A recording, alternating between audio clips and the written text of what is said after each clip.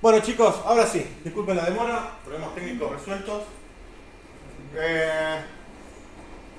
Vamos a ver uno de los teóricos. Siempre le digo que el teórico es muy importante, este teórico es muy importante, y la verdad que son todos importantes porque todos van a ir al parcial. Ahora, este teórico excede lo que es la materia tecno.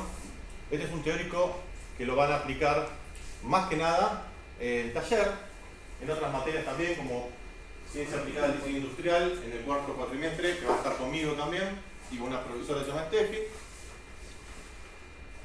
Y es este tipo de teóricos y de información que después lo terminan usando durante toda su carrera profesional.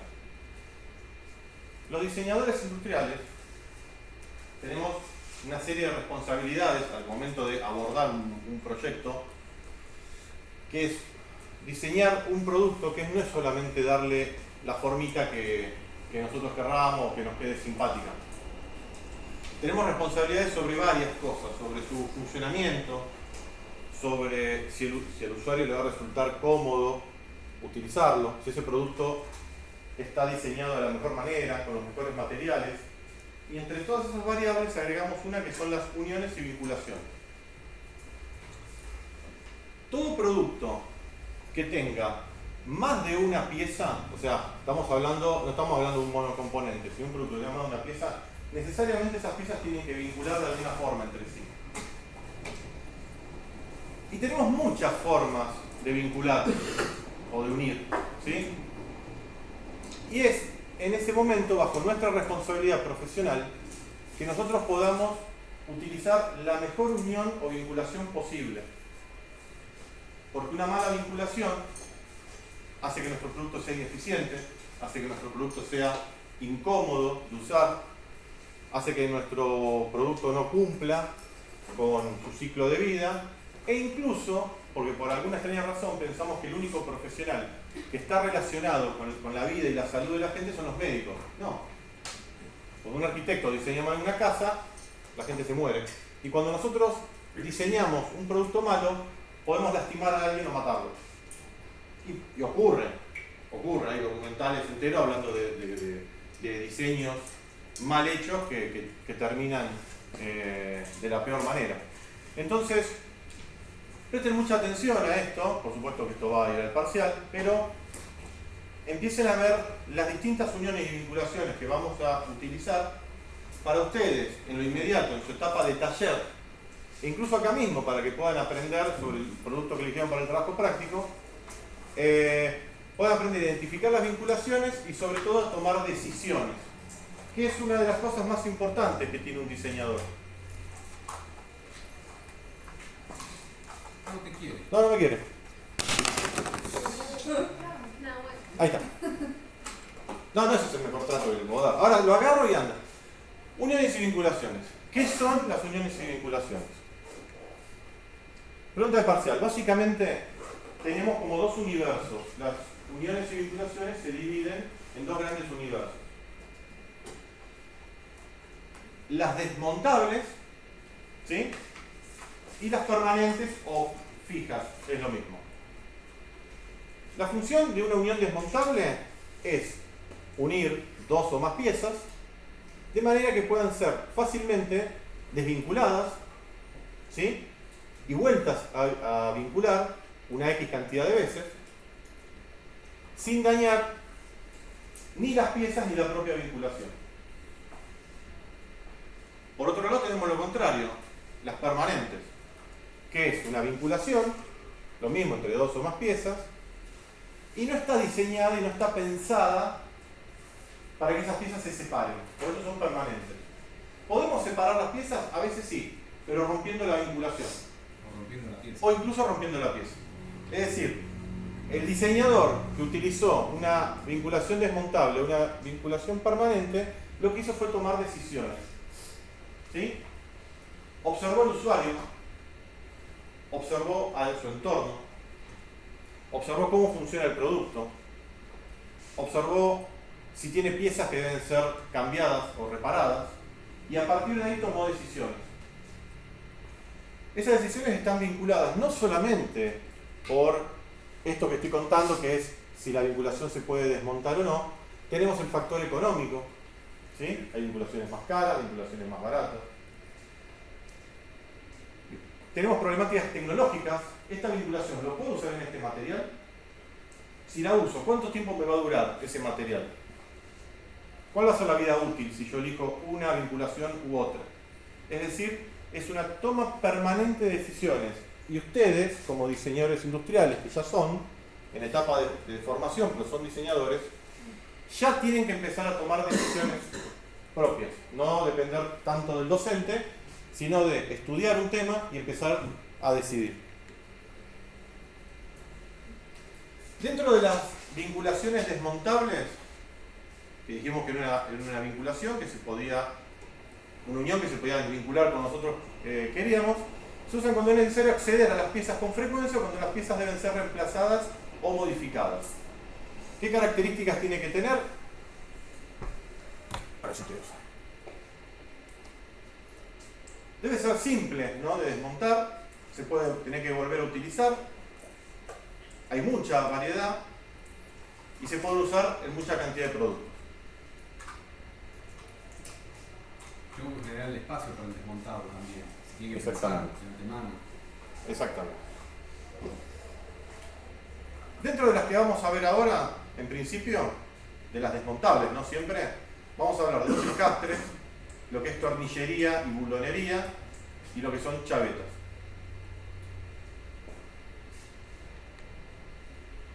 Uniones por encastre. Vení, Leo, haceme una luchada. Sí. Paso. Sí, porque estoy como un pavote acercándome. Aquí.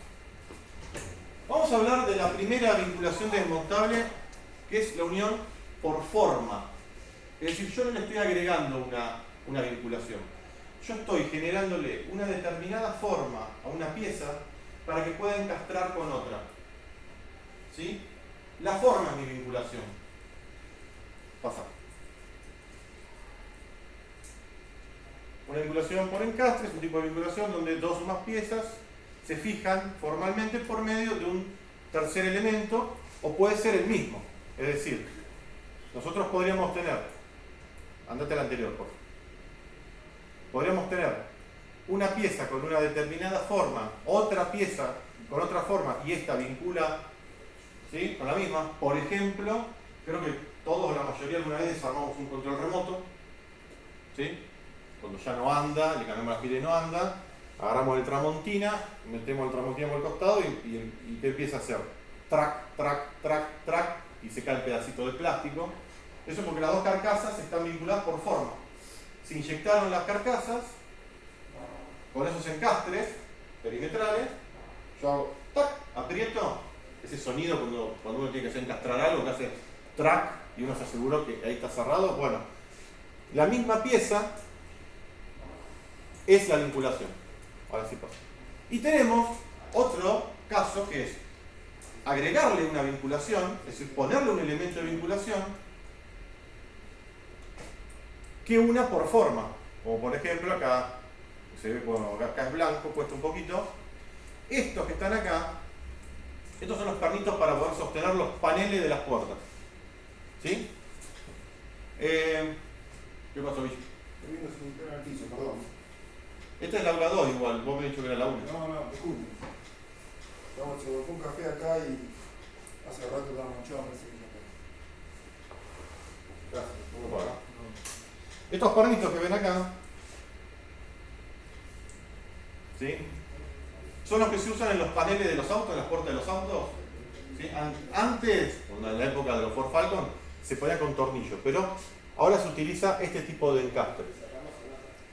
Y alguien que desvinculó, que sacó un panel de una puerta con mucho criterio, me va a decir, mira Diego, esto es por encastre, pero ¿es permanente o es desmontable? Porque algunos se me rompieron y otros no. Y entramos en un gris, como el diseño industrial no es matemática, a veces se nos van a romper o no. Pero están pensados para usarse una sola vez y tirarlo. Pero su vinculación es por forma. Estos son de los paneles y estos son de las alfombras del auto. Déjame el...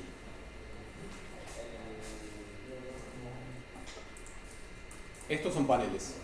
Estos pueden ir tranquilamente para los paneles. ¿Qué pasa? Cuando intentamos desmontarlos, salvo que sean chapistas o que sean alguien que trabaja, por ejemplo, trabajando con lo que es el sistema de levantacristales, hay pinzas que son especiales que lo sacan de una manera que no se rompan.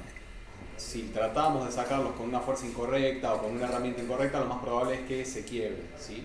Pero si los tratamos de manera correcta, un par de veces podemos llegar a hacer la separación. Pero bueno, esto hace a la característica específica de este producto. Estos son más para otro tipo de vehículos, ya son más modernos. Esto lo que tiene son varias piezas, ¿sí? Leo, Sí. ¿seguimos un segundo? Sí, sí. Esto lo que tiene son varias piezas, con un vástago central. Lo que hace el vástago, una vez que está introducido el perno, ¿sí? El vástago hace que se abran esas patas y se genere la vinculación por forma, ¿sí? Lo único que hay que hacer después para retirar la vinculación es quitar ¿sí? Esto se aprieta, el vástago cae y queda... Se vuelven a retraer estas piezas y ya se puede sacar sin romper nada, ¿sí? ¿Esto es todo metal? No, esto es plástico. Ah, ok. Estamos viendo uniones y vinculaciones en general. En general. Buscamos los mejores ejemplos para que se entienda la vinculación por forma, como es, ¿sí? Pero existen un montón. El ejemplo que estamos viendo es una unión por encastre de metal. Para unir metales, sí, quizás para unir metales, pero podemos unir con esta pieza plásticos, telas, por ejemplo, ¿sí? Es un teórico en general. Algunas van a ver que pueden aplicarlas a sus productos, otras van a ver que directamente no, ¿sí? A ver, más adelante vamos a ver soldadura, aunque sea primero un pequeño pantallazo, pero eso es solamente aplicable a metales, por ejemplo, ¿no? Ahora, si tenemos unión por encastre, podemos incluir ya tela, podemos incluir metales, podemos incluir madera, ¿sí? Ya cada uno va viendo en base al proyecto cómo va siendo la necesidad del tipo de unión, ¿sí? Eso en base a lo que es las uniones por encastre, ¿sí? Básicamente son uniones por forma, acuérdense, uniones formales, ¿sí? Se realizan por medio de forma y presión, son bastante resistentes y son fáciles de utilizar sin herramientas complejas. Esta se pone a presión y con alguna que otra herramienta específica se sacan también y pueden llegar a ser reutilizables. ¿Cuántas veces las puedo reutilizar? Depende de la pericia de quien la quite, en este caso, no estamos hablando. Y depende de la herramienta que utilicemos. Si vamos con un tramontina, lo más probable es que la rompamos, ¿sí? Si vamos con una pieza que ya es específica, es una pinza específica para quitar, se va a poder sacar y poner una buena cantidad de veces, ¿sí? Quizás la más común de todas, uniones por tornillo. No es nada compleja, es muy simple, se usa hace muchísimos años. Acá también lo mismo, podemos vincular productos de metal, productos de madera, ¿sí? Es una gran cantidad o una gran variedad de... Es una unión muy versátil, digamos, ¿sí? ¿Qué es la unión por tornillo? Lo más simple del mundo. Es una conexión mecánica que utiliza tornillos, valga la redundancia, para unir dos o más elementos. Es una forma común de unión desmontable, reversible y fácil de ajustar. No hay ninguna ciencia, chicos. Esto es unir dos piezas con un tornillo, ¿sí? Es fácil de desmontar. ¿Cuántas veces? La cantidad de veces que yo quiera o la cantidad de veces que el material me permita desmontarlo, ¿sí? Por ejemplo, el tornillo es un elemento que me va a aguantar varias veces. Si yo lo saco, lo pongo, me va a aguantar.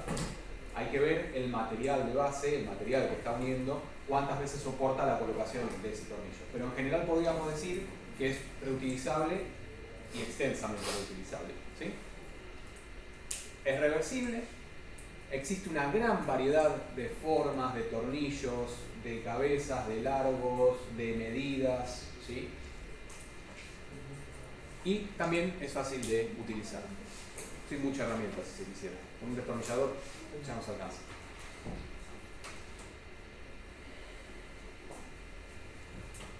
¿Vamos bien hasta acá? ¿Alguna duda? Uniones por bulón.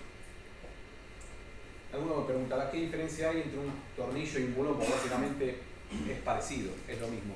Y básicamente, en esencia, sí, es lo mismo. La unión por bulón o la unión por bulonería es un método de unión en el que se utilizan bulones. ¿Sí? Perdón por las redundancias, son formas que son Sí, son formas de vinculación que se explican casi por sí mismas. Son pernos de gran tamaño con rosca. ¿Para qué? Para sujetar dos o más componentes entre sí. Acá empiezan a aparecer las diferencias con el tornillo, pero en esencia es básicamente lo mismo. ¿Sí? Es una unión roscada. ¿Dónde empiezan a aparecer las diferencias? En el tamaño, en el grosor, en el tipo de rosca, ¿sí? Por lo general no todos los bulones están roscados en la totalidad del vástago, ¿sí? Hay algunos que llegan hasta la mitad, algunos que llegan hasta 3/4. Y además el tipo de industria o el tipo de uso que se le da. El bulón por lo general lo usamos más en elementos de ingeniería, más en elementos pesados, en elementos de construcción, en las industrias automotrices, ¿sí? El tornillo es como para un poco más. Es un elemento para soportar más carga. Es para soportar más carga, exactamente. Ya te define la escala de lo que está vinculando. Sí, por supuesto. O sea, bulonería. Por supuesto. Diferencias, ¿sí? Entre el tornillo y el bulón, acá se empiezan a ver un poco más claramente. Son más pequeños, ¿sí? Son completamente roscados los tornillos y se usan para aplicaciones ligeras. Ya la misma forma me está diciendo que esto no va a resistir lo mismo que va a soportar esto. Esto está pensado para soportar muchísimo más esfuerzo, ¿sí? Ahora la semana que viene, cuando digo del teórico de esfuerzos, vamos a empezar a entender un poquito más. Y bueno, los bulones es la contrapartida, es totalmente lo opuesto. Son mucho más grandes, tanto en largo como en diámetro. Pueden ser parcialmente roscados, pueden ser, dependiendo de la necesidad. El pueden ser parcialmente roscados se da cuando tenemos que unir o vincular dos piezas que tienen un espesor bastante importante. O sea, que si las dos piezas unidas terminan por acá, ¿para qué voy a roscar esto? ¿Se entiende? Si total yo lo que necesito es un poco de rosca para después sujetarlo con un bulón, con una tuerca. ¿Se entiende? Es por eso que son parcialmente roscados. Y generalmente el bulón, no necesariamente, pero sí generalmente, a diferencia del tornillo, va a ir acompañado de arandelas y de tuercas. ¿Sí? No necesariamente. No necesariamente. Porque la rosca puede estar generada en una de las piezas. Si la rosca está generada, no le voy a poner tuerca. Pero es una diferencia. Al tornillo, por lo general, no le voy a poner una tuerca. ¿Sí? Este se podría decir, no es un autoperforante, pero este hace en la misma muesca, ya sujeta todo, digamos. Este es imposible. Este necesito sí o sí tener un bulón. Dale con el bulón. Necesito tener una tuerca. ¿Sí?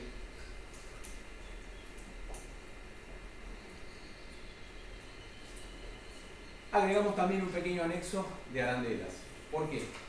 No sé si vieron, si alguna vez investigaron o alguna vez les agarró curiosidad y dijeron, che, existen muchos tipos de arandelas o de rosquitas o de cositos que hacen que el tornillo entre mejor o que el bulón entre mejor. ¿Y por qué hay tantos tipos? Acá pusimos 5 nomás, pero hay un montón más. ¿Nunca se pusieron a pensar por qué? ¿O alguno sabe el por qué existen tantos tipos de variedad de arandelas? Yo en el caso de la arandela dentada, yo trabajé en una empresa de iluminación y se usaba para colocar los puertos en las partes pintadas para que rompa la pintura y haga contacto los metales. Pero también tiene, así como la Grover, la de compresiones, para abarcar como más espacio y con prima tenga más rigidez. Todas las arandelas cumplen funciones distintas, ¿sí? Son piezas metálicas o plásticas con forma de disco que se usan para distribuir la presión de un tornillo o tuerca, evitando daños en las superficies y asegurando un mejor ajuste. ¿Sí? Yo lo que voy a hacer es aumentar las propiedades del bulón o del tornillo en base a una arandela. Con las arandelas planas lo que voy a hacer es distribuir fuerza, y en el caso de que el orificio en donde tiene que entrar el tornillo o el bulón sea demasiado grande, lo que voy a aumentar también es la superficie. ¿Para qué? Para que la cabeza del bulón o del tornillo no se me vaya para el otro lado. Básicamente, agrego superficie, distribuyo mejor la fuerza y no daño la superficie base con una arandela, ¿sí? Imagínense, estamos poniendo un bulón sobre una chapa, cuando empezamos a llegar al tope, al filo, me empiezo a dar, me voy a comer por lo menos la voy a barrer a la chapa o le voy a sacar la pintura en el caso de que la tenga, lo mismo va a pasar en madera, lo mismo va a pasar en plástico. Voy a dañar la superficie. Esto va a evitar eso. Y además le va a aumentar la superficie, con lo cual el agarre va a ser siempre mucho mejor. Esta es la más básica. Tenemos las de seguridad que se usan para fijar piezas en su lugar, ¿sí? Esto con una pincita especial lo que se hace es unir estas dos caras, se introduce la arandela en donde se tenga que introducir y una vez que saco la pinza, la arandela vuelve a su forma y aprisiona el elemento que estoy sujetando. Las arandelas de compresión, ¿vieron muchas veces, como decía acá su compañero, que hay arandelas que están como quebraditas y torcidas? Parece como que se rompieron y quedaron así, pero son a propósito, están hechas así. Es por compresión, es lo que decía acá su compañero. Muchos componentes, muchos bulones, muchos tornillos van a ir ubicados en piezas o en elementos que van a tener vibración. Y la vibración, las ondas sonoras y la frecuencia es un enemigo muy fuerte de las uniones roscadas. Cuando yo tengo un bulón y tengo una pieza que va a vibrar, por ejemplo, todos los componentes que estén abulonados de un coche van a vibrar, todos. ¿Qué tal? Si yo tengo todos los componentes adentro de un coche, los pongo en marcha, ya el mismo movimiento del motor me genera vibración, los pozos que agarro me generan más vibración todavía, ¿sí? Esa vibración, si entra en el régimen exacto de lo que llegaría a ser el bulón, digamos, o sea, esa vibración lo que empezaría a generar es que empieza a aflojar el bulón, lo empieza a desenroscar, ¿sí? Si yo encuentro justo ese momento. Lo que hago con esto, con las arandelas de compresión, es forzar al bulón, a la cabeza del bulón o del tornillo, entre la base de la cabeza y la pieza base. ¿Se entiende? Entonces es como que todo el tiempo hay algo que está haciendo fuerza, para arriba y para abajo. Y esa fuerza hace que se frene el bulón o el tornillo. Entonces, por más vibración que haya, nunca va a girar, porque hay algo que lo está comprimiendo, que lo está forzando, ¿sí? Y al haber roce entre esta punta, que sería donde agarra la cabeza del tornillo, y esta, que es la base de la pieza base, ¿sí? O de la pieza original a unir, impide que se empiece a girar y que se empiece a aflojar. Algo parecido son las tuercas autofrenantes, ¿puede ser? Sí, también. Tenemos las de bloqueo y las dentadas, que cumplen funciones parecidas, ¿sí? Estas lo que hacemos es, con esas espigas que tiene, con esas puntas, lo que hacemos es, en un material blando, por ejemplo, hacemos que se frene o que se hunda, que se clave, ¿sí? Y evitamos también no solo el roce, sino que además generamos más mordiente de esto, con lo cual evitamos más que se gire aún todavía. Y lo mismo con las arandelas de bloqueo. Como les digo, chicos, hay mucha cantidad de arandelas, se usan de manera muy específica, pero con que conozcan esto ya estamos más que bien. Al menos ya ahora sabemos cuáles son las funciones de las arandelas, ¿sí? ¿Alguna duda?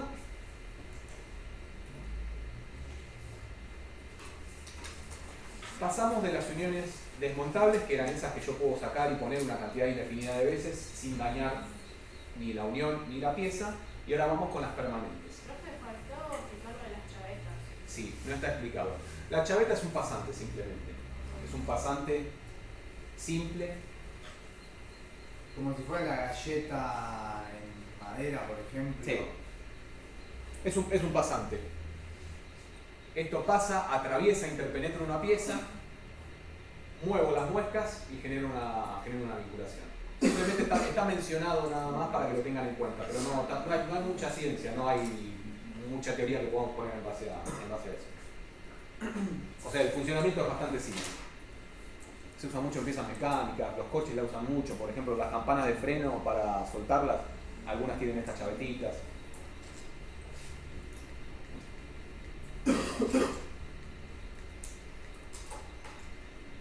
Bueno, como les decía, pasamos de las desmontables, o sea, esas que podemos sacar y poner una cantidad indefinida de veces hasta que me permita o la pieza o la unión.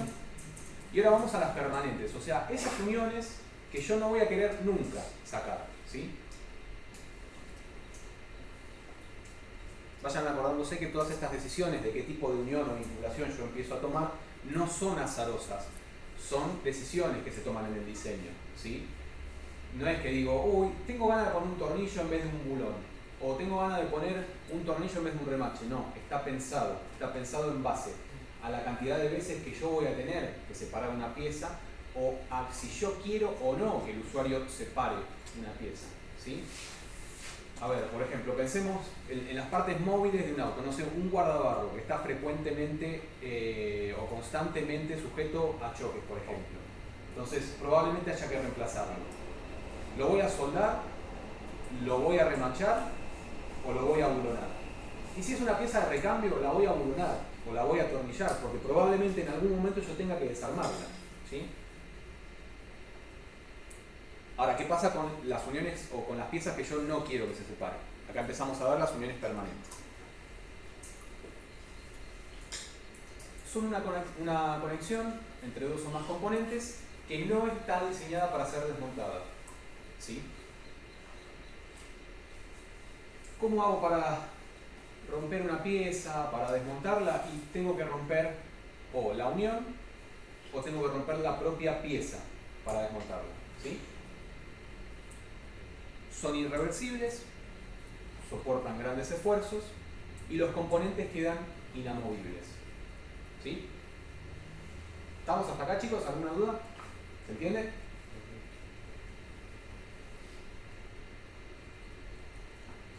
La primera, por ahí la más básica. No nos vamos a meter tanto, ¿sí? Solamente vamos a empezar a nombrar algunas cosas. Unión por adhesivos, es una unión química.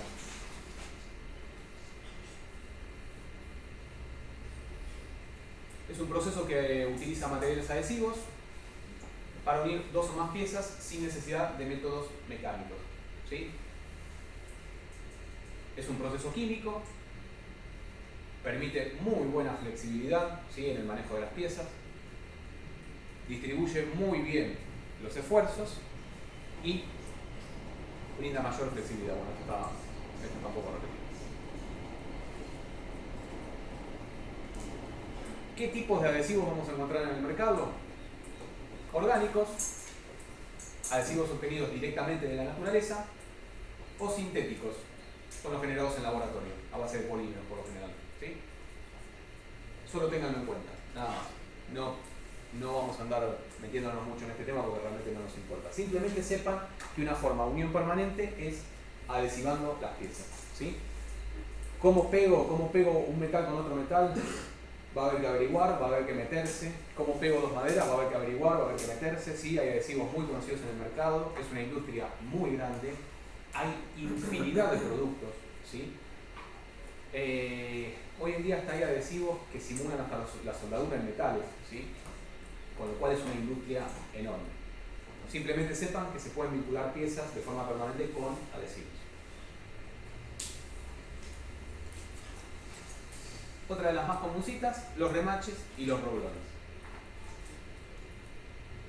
Este es el famoso remache. ¿Alguna vez los usaron? ¿Los conocen? Bien.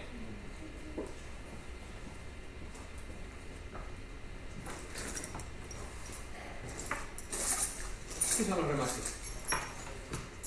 Son elementos de fijación utilizados para unir de forma permanente dos o más piezas.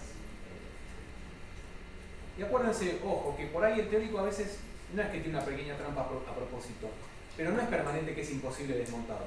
No, lo puedo desmontar. Lo que lo hace permanente es que yo, en este caso, voy a tener que romper el remache, ¿sí?, para terminar de separar las piezas o para desvincular las piezas. Generalmente son metálicos y mediante un proceso de deformación, el remache genera el tipo de vinculación, ¿sí? ¿Querés seguir? Dale. Sobre fierro, comandante. ¿Ya está esto? Me falta la mitad de abajo. Los remaches o los roblones, ¿sí? Bien. ¿Estamos bien hasta acá, chicos? ¿Alguna duda? No. Bien. ¿Lo de roblones hablaste? No, estoy con remache. Bien. ¿Y remache cerraste? No. Digamos, la característica principal, el remache más conocido, que es el pop, que de hecho es el que está acá en la imagen, es uno súper popular, pero en realidad un remache es cualquier elemento que yo lo deformo y esa deformación me obtura una cara, la otra y me hace un sándwich y me mantiene dos o más piezas unidas. Ese es el concepto de remache. No se queden solamente con el pop, ¿sí? Esto que ven acá también es un remache. Hay un apartado aparte de los roblones. Ah, ok. Está en caliente. Bajamos al siguiente. Pasa. Vamos a diferenciar. Primero vamos a arrancar diciendo que un roblón es un remache. O sea, el roblón es un tipo de remache. O sea que el remache en realidad son todos los que tienen esa característica que yo les acabo de contar. Puede estar compuesto por varias partes, como el vástago de la cabeza, como el pop, o puede ser hecho de una sola parte, puede ser un clavo. ¿Sí? Normalmente se dice remache cuando suele ser relativamente pequeño y roblón cuando tiene unas dimensiones más interesantes. Aplicaciones, bueno, como les decía, ¿no? Unir piezas de forma permanente, es decir, si yo coloco un remache y después quiero separar las piezas, tengo que romper el remache, lo tengo que destruir y separar las piezas y usar después un remache de vuelta. Pero en realidad eso es una solución de emergencia, porque quien pone un roblón no está pensado que en algún momento esas piezas se van a separar. Una circunstancia X me tiene que obligar, bueno, tendré que destruir la vinculación, pero cuando ustedes utilicen un remache para un diseño, en lo que van a estar pensando es, estas piezas no están hechas para separarse, no tienen ninguna necesidad. La instalación se puede realizar con herramientas como remachador. Perdón Diego, pero si la tengo que separar es fácil también.